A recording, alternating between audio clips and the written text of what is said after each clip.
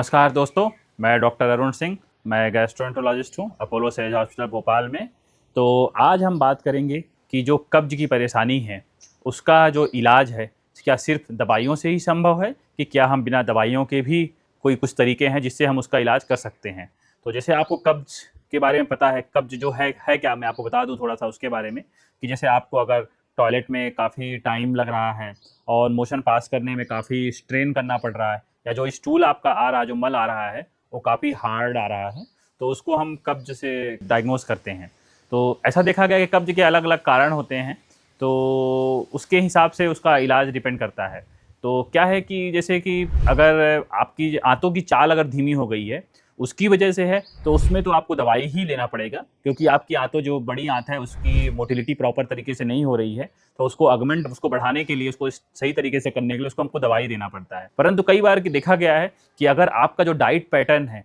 वो अच्छा नहीं होता है तो उसकी वजह से भी कब्ज होता है। जैसे मान लीजिए अगर जो लोग प्रोसेस फूड बहुत खाते हैं, प्रोसेस फूड का मतलब जैसे मैदा हो गया जिसमें फाइबर का इंटेक कम होता है, उसकी उनको जो कब्ज हो रहा है, तो उसमें क्या है कि अगर आप अपना डाइट इंटेक अच्छा रखेंगे, कि मतलब फाइबर इंटेक जो होता है, जो फाइबर इंटेक की अगर सीधी सीधी बात करें, जैसे हम अपन बात करते हैं सॉल्युबल और इनसॉल्युबल फाइबर दोनों तरह के होते हैं, तो उनकी बात करें तो जैसे खीरा, ककड़ी, गाजर हो गया, फ्रूट्स हो गए, आपके ग्रीन वेजिटेबल्स हो गए जैसे लौकी, भिंडी, गिलकी, तुरई, जो भी आप बोलते हैं, पत्तियों वाली सब्जी जैसे पालक, मेथी, इस तरह की सब्जियां हैं, इन सब में फाइबर काफ़ी, कद्दू हो गया जैसे, तो इन सब में मतलब जो होता है फाइबर अच्छी मात्रा में होता है। इवन हम अपन कटहल के बारे में भी बोल सकते हैं कि उसमें भी फाइबर अच्छा होता है। तो और जो फ्रूट्स की बात करें तो जैसे जो भी है, आप फ्रूट्स में हमेशा हम सीजनल फ्रूट्स की बात करते हैं, जो भी है, जैसे तरबूज हो गया, मस्क मिलन हो गया, पपाया हो गया, तो ये जिस तरह के है, जैसे अगर आपका फाइबर इंटेक कम है, तो अगर आप अपना फाइबर इंटेक की मात्रा बढ़ाएंगे तो उससे आपको कब्ज में काफ़ी राहत मिलती है। और इवन एक तो स्टडी में देखा गया है कि जो कीवी फल होता है उसको अगर आप काफ़ी मात्रा में खाएंगे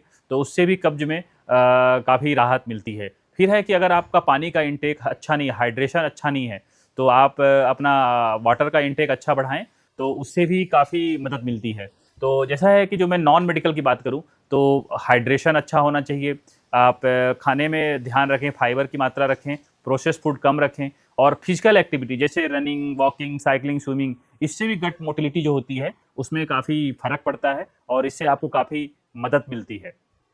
उसके अलावा क्या है कि एक और जो कब्ज की तरीका होता है जिसको हम बोलते हैं पेल्विक फ्लोर डिसएनर्जिया, मतलब जो आपका मोशन करने का तरीका है, वो आपकी ट्रेनिंग है वो धीरे धीरे खराब हो गई है किसी वजह से। मतलब वजह ऐसी होती है कि अगर आप लंबे समय तक टॉयलेट में बैठे रहते हैं तो उसकी वजह से भी जो आप प्रेशर लगाना है जहाँ सही लगना चाहिए तो नहीं लग पाता है, तो उसकी वजह से समस्या होती है। मतलब बेसिकली क्या है कि जो आपका स्फिंक्टर है, जब आप मोशन लगाने के लिए जोर लगाते हैं, पुश करते हैं, तो आपका स्फिंक्टर ओपन नहीं होता बल्कि वहाँ का प्रेशर बढ़ जाता है, तो आप ढंग से मोशन पास नहीं कर पा रहे हैं। तो ये हैं तरीके, मतलब कि जैसे अगर आपको पेल्विक फ्लोर डिसएनर्जिया है तो उसके लिए आपको एनोरेक्टल मैनोमेट्री जांच करानी होगी और फिर उसका बायो फीडबैक है, उसके थ्रू आपको मदद मिलेगी। और दूसरा मैं जो आपको बताया कि जो नॉन मेडिकल मेजर जो और बताया आपको कि आपको हाइड्रेशन अच्छा रखना है, आपको आपकी डाइट में मतलब अच्छा डाइट, आपका अच्छा फाइबर अच्छा होना चाहिए, अच्छी मात्रा में होनी चाहिए, ये नहीं कि आप प्रोसेस फूड ही बस खा रहे हैं। दूसरा है कि एक्टिविटी, फिजिकल एक्टिविटी थोड़ा एक्टिव रहना चाहिए, बहुत सेडेंटरी लाइफ स्टाइल रहती है उससे भी समस्या होती है, तो आप थोड़ा सा एक्सरसाइज करें, हर तरह के एरोबिक एक्सरसाइज भी करें,